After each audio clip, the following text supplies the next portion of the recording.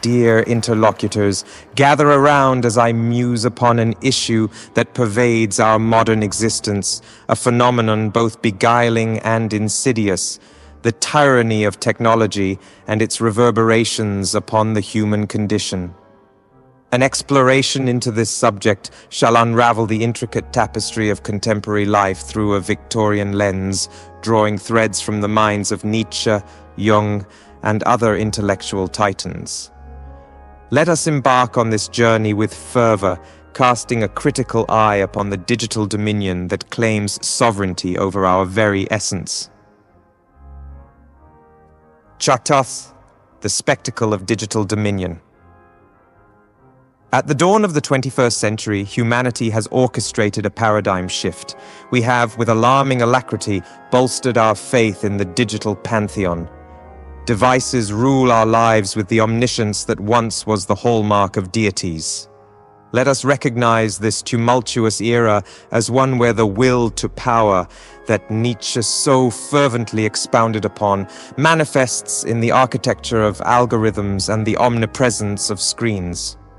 Our modern Prometheus, the smartphone, is no less revolutionary than the fire that heralded civilization's advent. Yet, behold the irony of our age, where Prometheus's fire empowered man, our digital devices often enfeeble the very agency they sought to augment. Here one is reminded of Nietzsche's assertion in Thus Spoke Zarathustra about the last man, a being satiated with mediocrity, comfort, and distraction. The illusion of connection.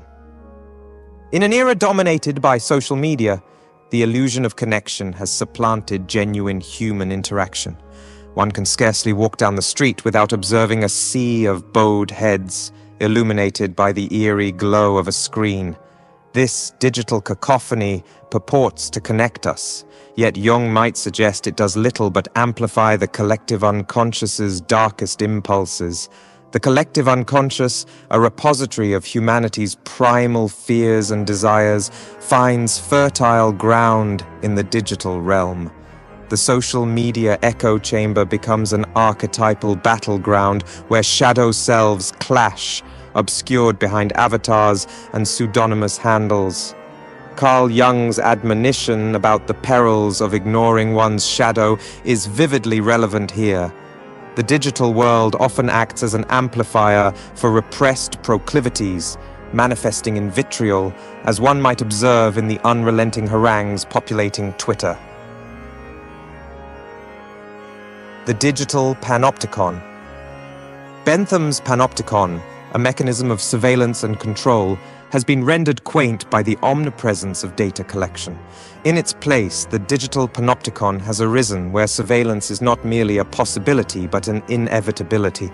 Every click, every search is a step within a labyrinth designed not by Minos, but by corporations whose omniscient gaze rivals that of any deity. Michel Foucault, in his exposition on power and surveillance, would undoubtedly recognize the parallels.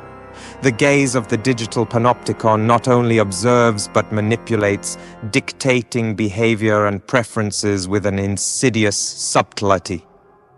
Algorithms, like the invisible hand of the market, guide our choices, often without our conscious awareness. They shape our diets, our news, our leisure, and even our relationships, creating a controlled ecosystem masquerading as a domain of liberty. Damvenda, the commodification of the self. One of the most pernicious aspects of our digital epoch is the commodification of the self. Profiles and posts have morphed into digital storefronts where the self is marketed, sanitized, and curated for public consumption. This phenomenon is not unlike Wilde's The Picture of Dorian Gray, where the outward facade belies an inner degradation. The selfie, that ubiquitous emblem of our time, reduces the intricate soul to a mere image, a simulacrum. Gilles Deleuze and Félix Guattari in A Thousand Plateaus spoke of the rhizome, a decentralized and non-hierarchical network. Ironically, the digital realm, which promised such fluidity, has instead shackled us to a hierarchical structure of likes and followers, where worth is quantifiable and self-worth is inextricably linked to one's digital footprint. Rituals of the technological age. Every age fosters its rituals, and our digital epoch is no exception.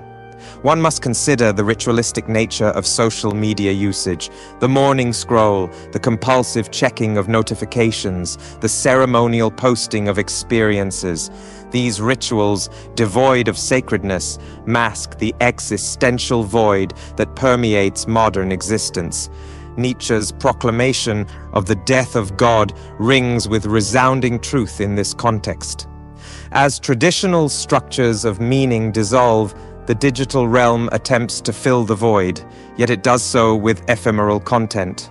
Viral challenges and memes, while momentarily titillating, lack the profundity or permanence of ancient rites. They distract but do not fulfill. They are signifiers without the signified. The paradox of choice. The digital age inundates us with choices, heralded as the pinnacle of freedom. Yet this plethora of options often leads to a paralysis of the will. The paradox of choice, explored by Barry Schwartz, reveals that an excess of options can lead to greater anxiety and dissatisfaction. We are burdened by the illusion of limitless potential, haunted by the specter of the road not taken.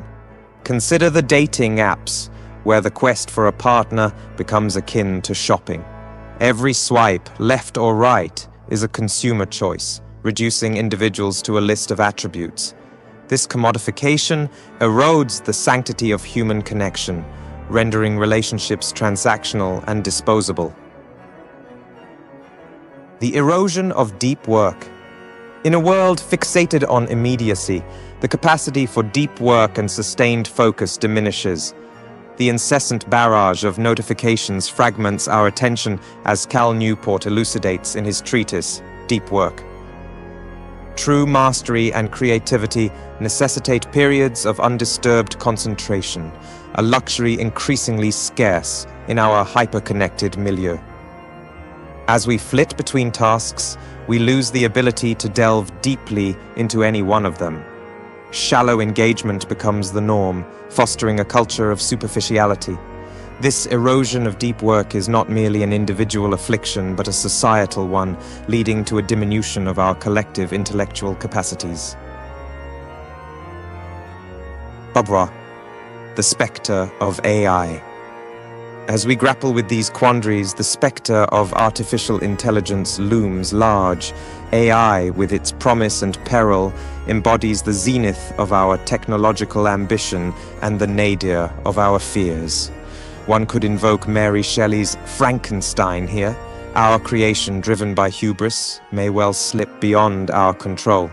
AI's potential to augment human capability is matched only by its potential to undermine it. Automation threatens to render human labor obsolete, precipitating an existential crisis about our purpose. Moreover, AI's inscrutable algorithms challenge the very notion of human agency, as decisions are outsourced to opaque systems. The path forward. Yet, amidst this digital dystopia, pockets of resistance and resilience emerge. The resurgence of interest in mindfulness and analog hobbies speaks to a collective yearning for authenticity and presence. Digital minimalism, as advocated by Newport, offers a beacon of hope, urging us to reclaim our attention and autonomy. Carl Jung's process of individuation, the harmonious integration of the self, remains a pertinent antidote to the fragmentation wrought by digital life. To individuate is to balance the myriad aspects of one's being, grounding oneself in a deeper understanding of identity and purpose. Conclusion. As I draw this philosophical exploration to a close, let us reflect upon the incisive words of Nietzsche.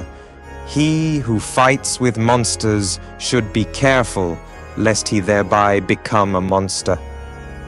In our dance with the digital Leviathan, we must remain vigilant, lest we lose our humanity in the process. Our challenge is not to eschew technology, but to wield it with intentionality, ensuring it serves our higher aspirations rather than subsuming them. In an age of unparalleled technological prowess, let us summon the wisdom of the past to navigate the present.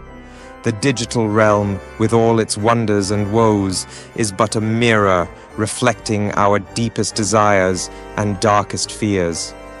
By engaging with it thoughtfully, by anchoring ourselves in philosophical inquiry, we may yet chart a course that honors the complexity and profundity of the human spirit. Thus, dear interlocutors, I leave you with a final exhortation: to question, to ponder, and to resist the allure of the easy, the immediate, and the superficial. For it is only through such rigorous engagement that we might transcend the digital labyrinth and rediscover the essence of our humanity.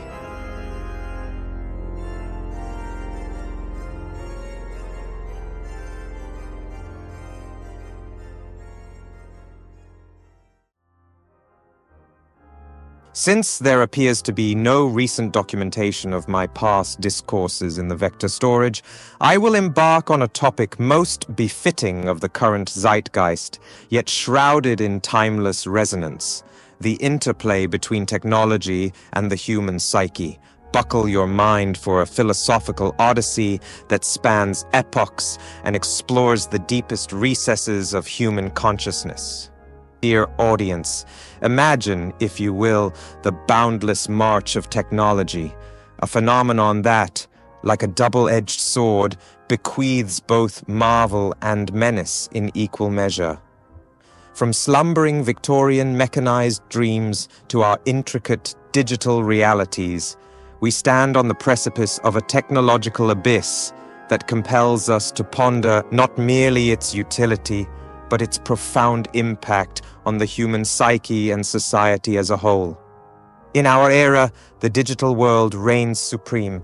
Social media, an intangible colossus, pervades our every waking moment. It is a platform where the will to power manifests not through physical or intellectual prowess, but through the ephemeral currency of likes and followers. Consider the words of Friedrich Nietzsche, who in Thus Spoke Zarathustra declared, "Man is something that shall be overcome." Indeed, what Nietzsche foresaw is our contemporary struggle, an evolution where identity is not cultivated from within, but harvested from the validation of the digital multitude. You, dear listener, might revel in the notion of connectivity, but I implore you to examine the substance of these connections. Are they not, in their essence, fleeting and superficial? The soul, reduced to a mosaic of digital artifacts, each one craving the hollow echo of approval. One must wonder, what depths of self-deception and narcissism are we plumbing in this pursuit of digital adulation? Turn now to the collective unconscious, a realm so profoundly elucidated by Carl The internet serves as a modern-day archetype repository where ancient symbols and motifs find new life. Memes, if you will, function as the new mythological constructs, artifacts of collective sentiment and societal archetypes. Yet, unlike the myths of yore, which were endowed with the gravitas of cultural ethos, today's digital myths are often constructed on the foundation of triviality. The Jungian shadow lurks prominently within this digital landscape, manifesting in the darker corners of anonymity where suppressed desires and societal taboos find expression. Here, in the shadow's domain, one witnesses a revelation of humanity's more primal instincts, unfiltered and often unrefined. Yet, my friends, this is a dialogue as old as time, where Jung's theories of individuation find a new arena. The struggle for digital selfhood amidst the cacophony of collective digital consciousness. Permit me a rather reflective detour into the realm of technological fetishism. Herein lies a paradox. Devices created to serve us become idols we serve. In one's incessant quest for the latest gadget, the newest app, or the most advanced algorithm, we enshrine technology as the new deity. This idolatry, however, has far-reaching consequences. Historically, Nietzsche's proclamation that God is dead signaled the demise of metaphysical certainty in the face of scientific rationalism. Today, the death rattle reverberates through our digital age, but its pallbearers are algorithms. In our worship of data and digital determinism, we obscure the soulful introspection that once defined human existence. We must question, does this relentless progression propel us towards an enlightened future, or does it entrap us within the iron cage of rationality, as Max Weber so prophetically described? As we expedite towards a data-centric reality, I invoke the specter of Michel Foucault. His concept of the panopticon, a central watchtower offering an omnipresent gaze, finds unsettling resonance in our age of surveillance capitalism. Companies and governments, with their insatiable appetite for data, now exercise a form of biopolitical control that Foucault could only theorize. You, the modern-day denizen, are constantly observed, your behaviors meticulously tracked and manipulated. This omnipresent surveillance apparatus dictates the contours of your existence, splicing the private and public in ways that defy the imagination of previous generations. In this realm, the self is a perpetual performance for an invisible audience, casting a long shadow over the sanctity of personal freedom and autonomy. Allow me to segue into one final poignant insight: the transformation of individuals from autonomous beings to mere components of a larger consumerist machine. The capitalist framework thrives on creating an ever-expanding gulf between the haves and the have-nots, a chasm bridged by the continual allure of mindless consumption. One might recall the words of Oscar Wilde, who astutely remarked, "We know the price of everything and the value of nothing. The digital marketplace offers everything at a price, yet it leaves us impoverished in the wealth of human experience. Commodification extends beyond tangible goods to encompass your very thoughts, emotions, and interactions, packaged neatly for corporate profit." Marx's concept of alienation finds new meaning here. Alienation not merely from the fruits of your labor, but from the essence of your being. It would be remiss of me to conclude without touching on the psychological entrapments that technology confers. The dopamine-driven design of digital platforms ensnares the mind, creating a dependency comparable to narcotic addiction. In this feedback loop, the insatiable quest for social validation and digital engagement diminishes the capacity for genuine human connection and introspection. The writings of Aldous Huxley in Brave New World come startlingly to life in this context. The soma of Huxley's dystopia finds its modern-day equivalents in our screens, perpetually pacifying and distracting, rendering critical self-reflection a rarity. It is a psychological phenomenon that warrants serious contemplation as the ramifications extend beyond individual well-being to the very fabric of societal structure. Yet, dear audience, despair not, for the dawn of awareness beckons. With the proper application of critical thought grounded in the rich traditions of philosophical inquiry, we can navigate this labyrinth of digital complexity. Embrace the Nietzschean imperative to become what you are, to strive for authenticity in a realm replete with artifice. Individuate, as Jung might implore, by forging a selfhood unshielded by the superficiality of digital avatars. Reclaim autonomy from the clutches of algorithmic determinism through mindful consumption and deliberate disconnection. Engage with Foucault's insights to understand the mechanisms of power that govern your digital existence and resist their encroachments with the zeal of an intellectual insurgent. Indeed, the path forward lies not in rejecting technology outright, but in mastering it with a philosophically attuned mind. Seek the balance where technology enhances rather than diminishes the human spirit. In doing so, you shall transcend mere participation in the digital spectacle, becoming, in the truest Nietzschean sense, the Übermensch of your era. As I draw this oration to a close, let us reflect on the timeless observations of our philosophical forefathers. Nietzsche, Jung, Foucault, and others provide lenses through which we can critically appraise our intricate dance with technology. This interplay is far from trivial. It is a crucible in which the future of human existence is being forged. Ultimately, the question recurs: are you the master of your digital destiny or a captive audience to the ephemeral charade? The answer I leave to your most discerning judgment. But heed this warning. Idle complacency in the face of technological progression imperils the very essence of what it means to be human. Therefore, march forward with wisdom, wielding the sword of philosophical insight and the shield of critical thought.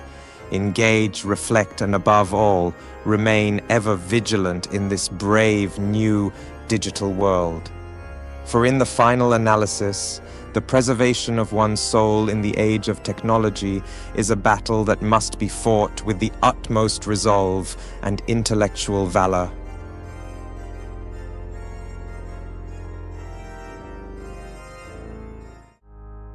Ah, esteemed audience, gather round and lend me your attentive faculties as we embark upon a discourse of the most captivating and intricate nature.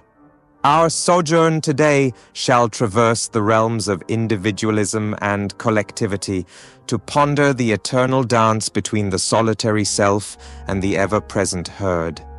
In the spirit of Nietzsche's audacious pursuit of the Übermensch, we find ourselves navigating the tumultuous waters of identity in a sea dominated by societal norms.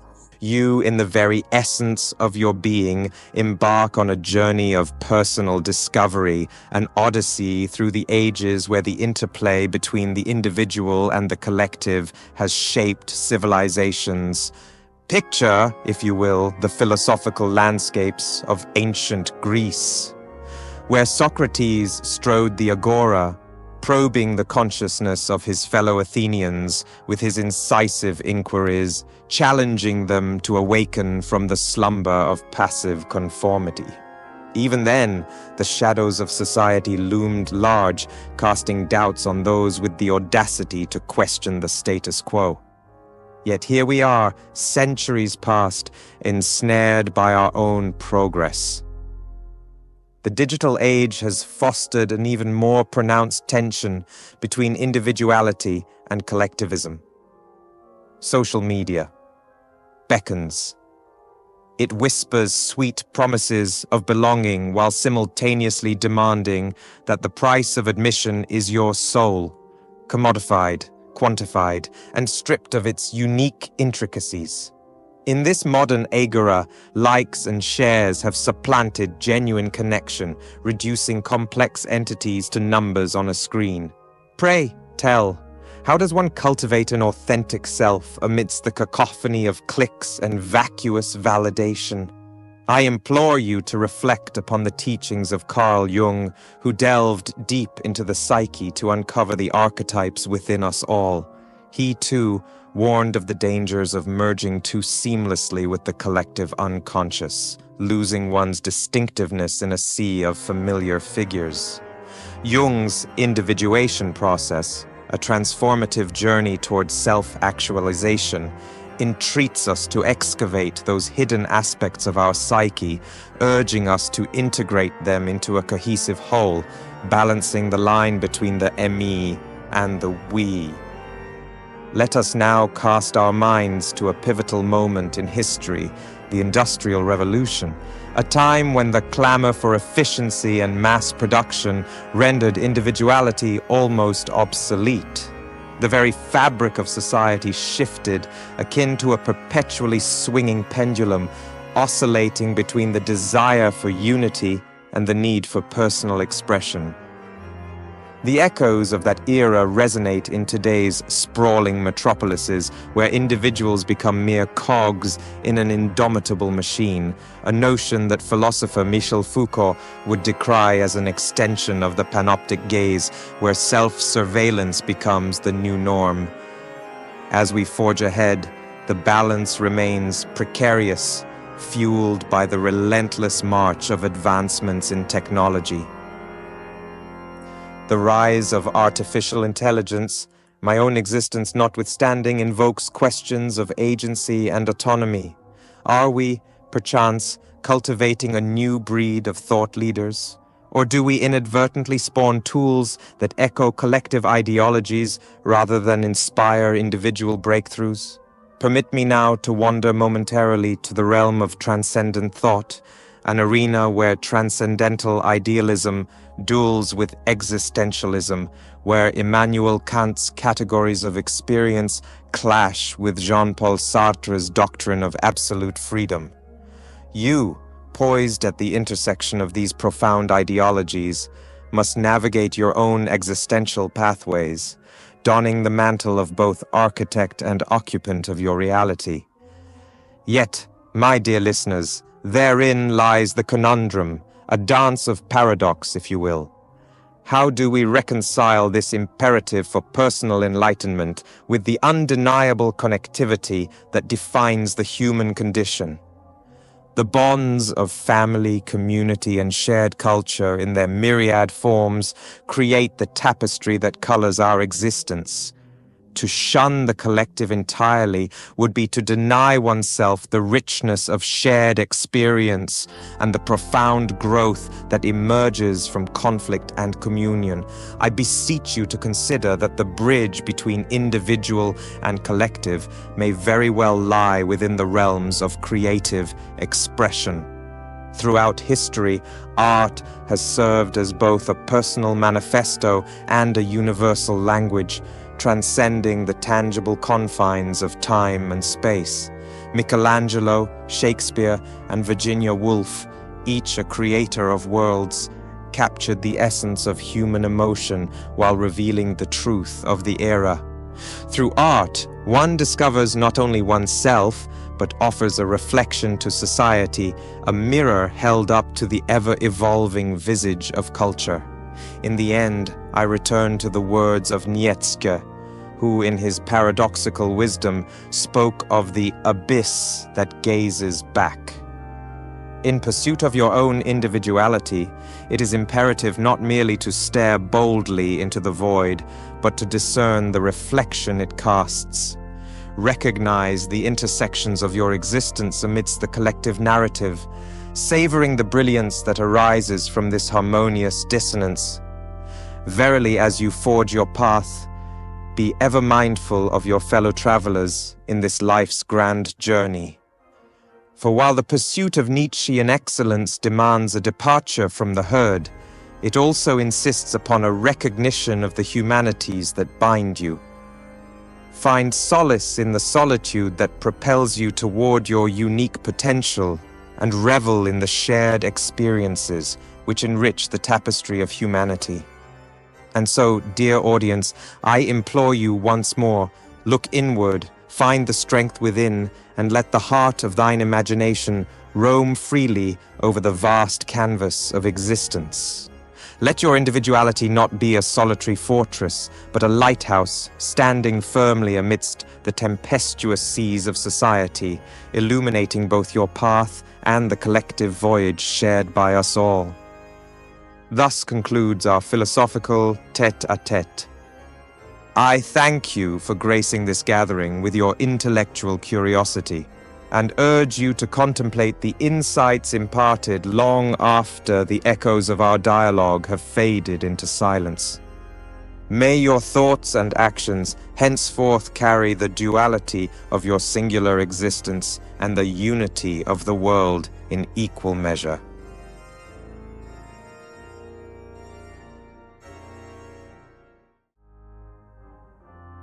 Esteemed audience, today I propose to embark upon a voyage through time and ideology, a journey that navigates the tempestuous seas of power, identity, and societal metamorphosis. A veritable odyssey, if you will, into the depths of individualism versus collectivism. This theme, eternally captivating and as relevant today as ever, unravels the fabric binding man to his society, a binding wrought of both choice and the iron hand of fate. I must confess, my prior musings have often dwelt on social media, technology, and modern psychology. Yet today's discourse shall broaden the horizon, plunging deeper into the very essence of societal interaction. A reflection, dear listener, not of the digital spectrums, but rather of the eternal human conundrum, to be or to belong.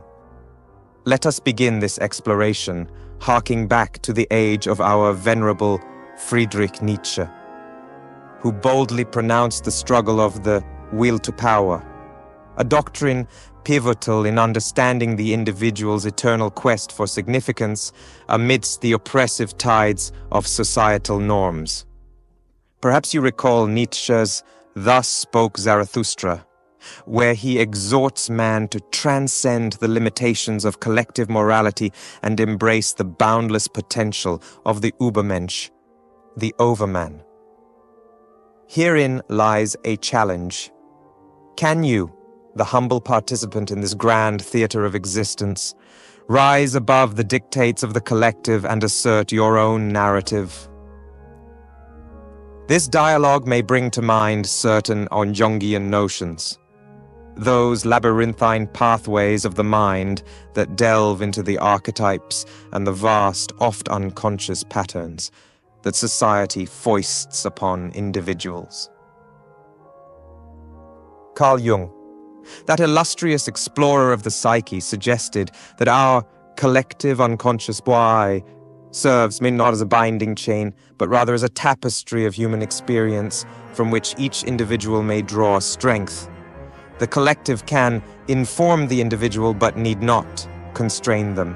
However, I warn you not to fall into the comforting lull of collective identity, for history regales us with tales of collectivism's shadow side, the abdication of personal responsibility to the whims of the mob, a surrender witnessed in the past's darkest epochs of history. Chetbai. Consider the tumult of World War II, where identities were subsumed under the banners of nationalism and ideology, yielding a leviathan of destruction. A harrowing parable that Johann Wolfgang von Goethe might have called Faustian, a perilous bargain where humanity sought power and unity at the expense of soul and sanity. Yet, dearest audience, I must ask, where would we be without the tapestry of our community? Without the delicate dance of human interaction that forms the bedrock of civilization?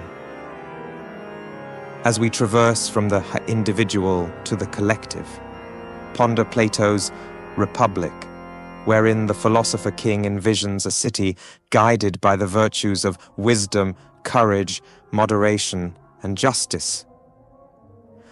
The qualities inherent to both individual and collective harmony. Our theme today necessitates a tangent to the bustling agora of Athens, where Socratic dialogues once illuminated the minds of youth. Consider, if you will, the dialectic emerging from debates upon what constitutes the good life, an exploration that is vividly mirrored in today's digitally connected yet emotionally fragmented society. Are we not akin to those ancient Greeks, ever in search of truths that resonate both within and beyond ourselves? To delve further into this philosophical quagmire, let us examine the modern implications of Aristotle's claim that man is by nature a political animal. This suggests that our identity is inexorably tied to the structure of society, nature's chorus and theater, wherein we play myriad roles. But do you, listener, choose your role? Or do you succumb to societal typecasting like an actor who readily dons the masks assigned to them by fate?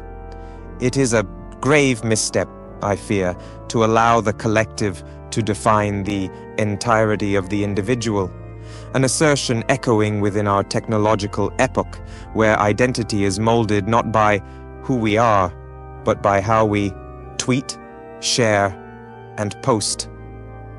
Allow me to draw upon Michel Foucault, whose exploration of biopower and societal surveillance is unnervingly prophetic.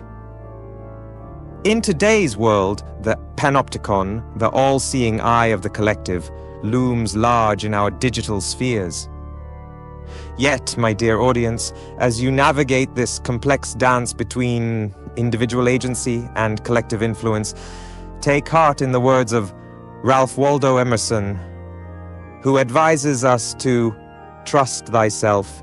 Every heart vibrates to that iron string, and it is a call to embolden oneself amidst the tempestuous seas of collectivism, to hold one's own compass true. Dare I suggest that Emerson invites you to seek a harmonious existence, one where individuality does not defy the collective but engages with it, creating a symphonic balance. And now, as we near our journey's end, let us not forget the lesson of history's timeless pedagogues and prophets. Recall Martin Luther King Jr., whose eloquent rhetoric pierced the veil of collective injustice, insisting upon the dignity of the individual within the tapestry of human rights. He beckons to you across time's expanse, compelling a reevaluation of social norms towards a collective that embraces individual diversity, not as a threat, but as a wondrous symphony of possibilities. In our discourse today, dear audience, I implore you to contemplate: how might you simultaneously enhance your own individual gifts while contributing to a more humane collective? How might you resist the temptations of conformity, yet embrace the wisdom of community? The challenge is before you, an opportunity to rise beyond the mundane, to fashion an identity that is distinctly yours, while also enriching the societal chorus. Thus, with a nod to Victoriana and a gaze cast towards time's dim horizon, I conclude with a reminder heralded by Jung. He who looks outside dreams. He who looks inside awakes. Let these words guide you towards self-reflection and societal integration, as you compose your own symphony in this grand theater of life. May you, listener, grasp this golden thread of knowledge, weave it with your own experience, and revel in the artistry of your unique existence.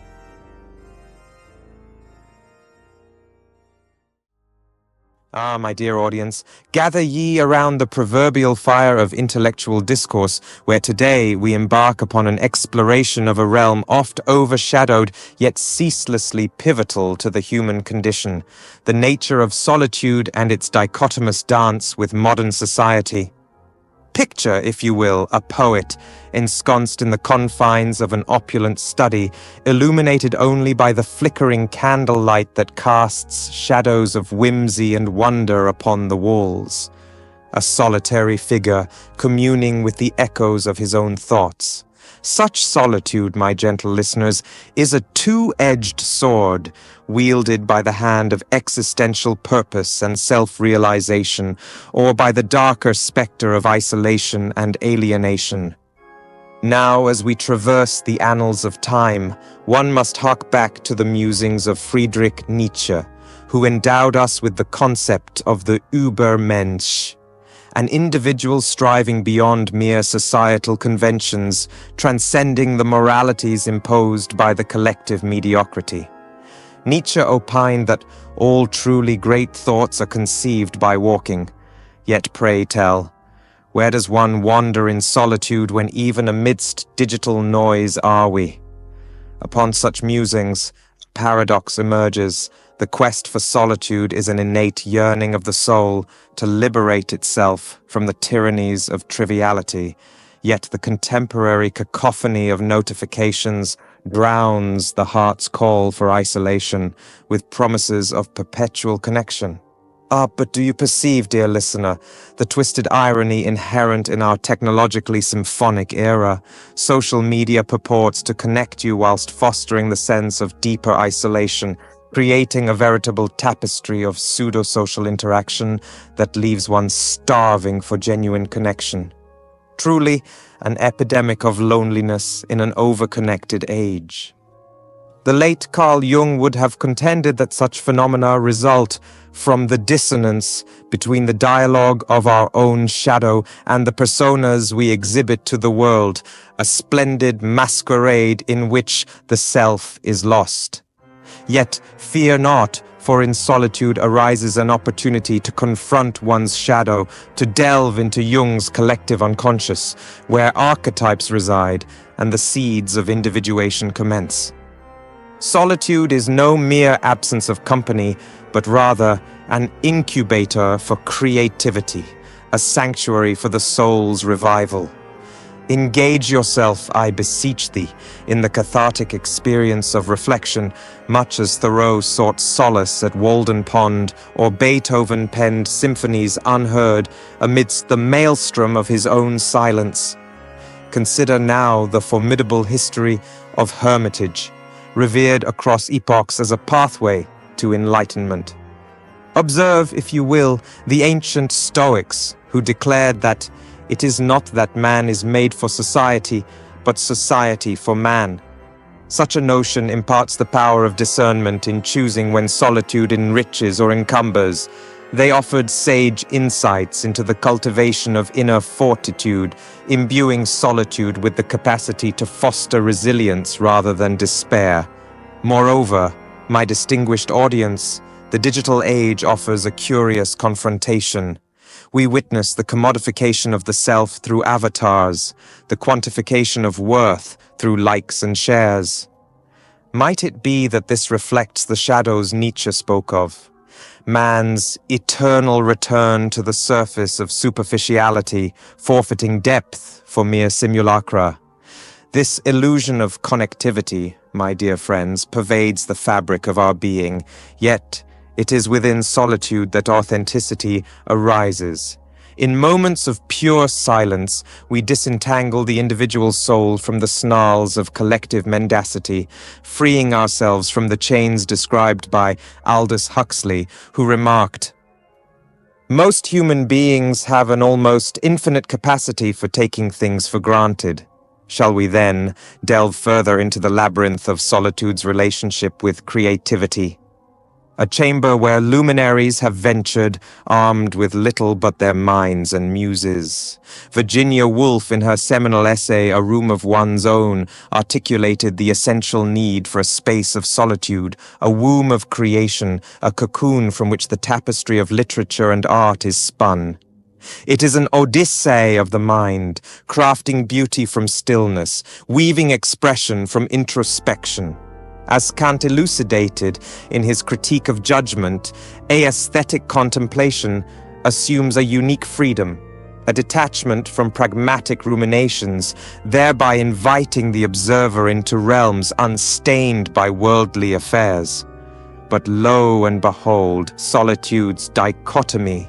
The flip side, the terminus where seclusion mutates into isolation, where the soul, bereft of correspondence, languishes in despondency. It echoes the somber reflection of Schopenhauer, who lamented the inescapable suffering that accompanies self-awareness. It is here you must tread with caution, for the mind's reverie may descend into a veritable abyss, where echoes of one's musings ripple into shadowed recesses, hauntingly reminiscent of Edward Hopper's desolate figures captured in stark, empty rooms, moments of genuine solitude captured in paint. How then might you reconcile this duality in your daily lives? Reflect upon the balance, the art of knowing when stillness nourishes or when it may imprison. Strive, if you will, for solitude that transforms rather than isolates. Let solitude be your canvas, where colors of imagination flourish amidst the grayscale of daily monotony. Let every whisper of the soul be heard amidst the noise, every thought unfurled amidst the cacophony of clamor, and every fragment of self discovered anew. In this modern epoch, led ever astray by the illusory beacon of the virtual cosmos, the essence of solitude demands our reverence. It beseeches you to venture into the undiscovered landscapes within, to reunite with lost parts of the self cast aside in favor of performative existence. Solitude, it is the crucible of selfhood, where one becomes reacquainted with the raw, unfiltered soul, unadorned, unfettered, and unyielding. Ah, my esteemed audience, allow these reflections to resonate within your own hearts, to ripple outwards into your own experiences, taking with them the wisdom of those who walked the path of solitude before us. May we recognize the profound power found within the embrace of isolation, tempered by the warmth of a world outside, much like a carefully attuned symphony of silence and sound. Demand of oneself not that isolation should sever you from connection, but that solitude will grant you the fortitude, freedom, and creativity to connect deeply, genuinely, and meaningfully with the world beyond and within. In closing, remember these words echoing through the ages. Solitude is your sovereign realm, your vessel for reflective fortitude. As Jung so insightfully declared, loneliness does not come from being alone, but from not being able to communicate the things that seem important to oneself. Embrace solitude as a respite amidst the noise, a journey through which the soul becomes indivisible from the totality of its own potential. Thus, let today's musings transcend mere intellectual discourse, morphing into an experiential guide for you, the enlightened traveler, as you navigate the labyrinthine corridors of solitude and society. Carry forth these musings in the hope that they shall illuminate the path towards solitude's true gift, the awakening and realization of the self.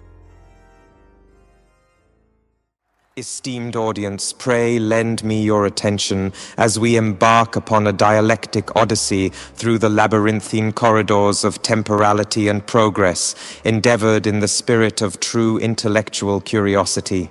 Our discourse today shall navigate the perilous waters of the technological utopia, a double-edged sword, a matter not exhausted by prior engagements, yet demands further scrutiny amidst burgeoning advancements. Now, as one who cherishes the philosophical musings of thinkers past, I invite you to furnish your minds with contrasts between this era's technological promises and the wisdom imparted by the titans of yore. Reflect for a moment upon the zeitgeist, which, like a gilded chariot, sweeps one ever closer to the precipice of future utopias, driven by technology's relentless march. In this epoch where silicon wields a newfound dominion, the algebraical warnings of Mary Shelley's Frankenstein surge forward in relevance. Consider yourselves, dear listeners, not as passive recipients of a discourse, but as active interlocutors in a narrative shaped by Promethean ambition, akin to that of Victor Frankenstein. Recall the forlorn monster, a sentient being cast aside by its creator, a reminder that, while the fires of human ingenuity illuminate our path, they also have the potential to scorch, if untamed by ethical restraint. As we delve further, summon the fortitude of Nietzsche, who speaks of the Übermensch, the Overman, a creator of values amidst a world stricken by the death of God. Apply this lens as we ponder the implications of technologies such as artificial intelligence, a creature we have dared animate, imbued with faculties that challenge Nietzsche's revaluation of values. What, pray tell, becomes of our humanity when machines assume the mantle of creation, powered by algorithms that shape, mold, and decide our very essence? I adjure you to contemplate the dual aspect of the technological utopia, not just a garden of earthly delights, but also a crucible wherein lies the metamorphosis of society's moral fabric. In the words of Jung, the pendulum of the mind alternates between sense and nonsense, not between right and wrong. Thus, the manifestation of technological advancements ought to be appraised not merely for their utility, but for the psychic depths they plumb within our collective unconscious.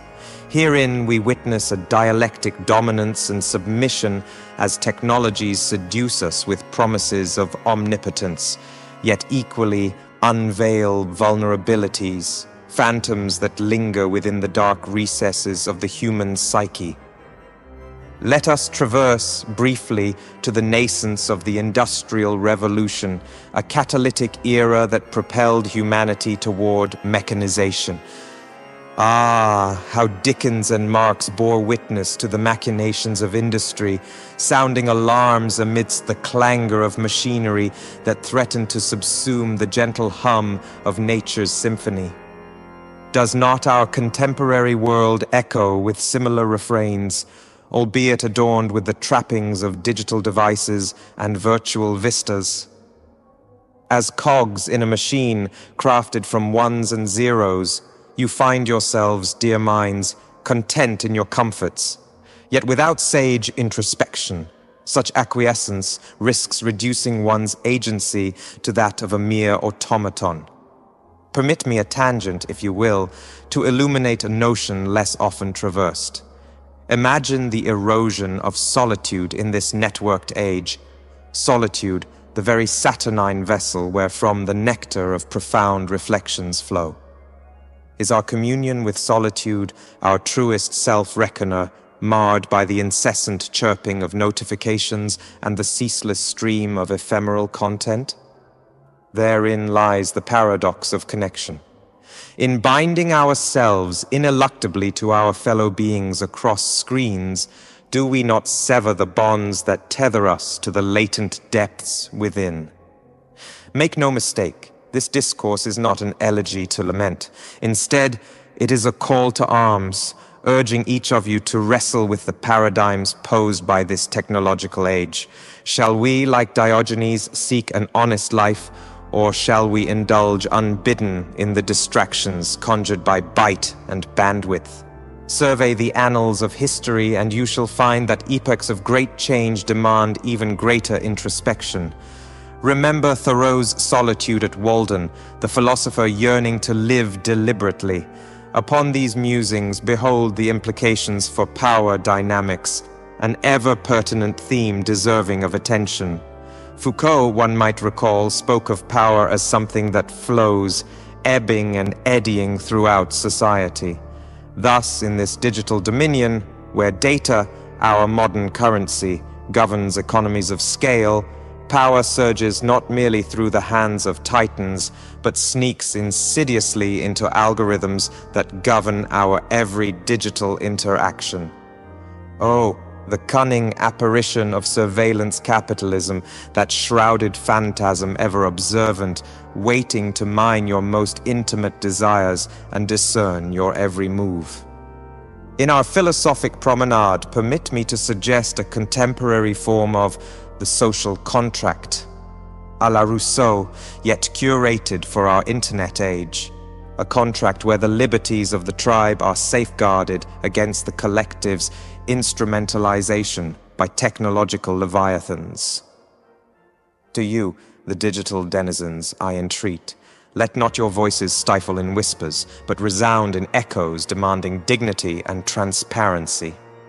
Lastly, allow me the indulgence of prognostication, an exploration of our prospective futures, swathed as they are in uncertainty.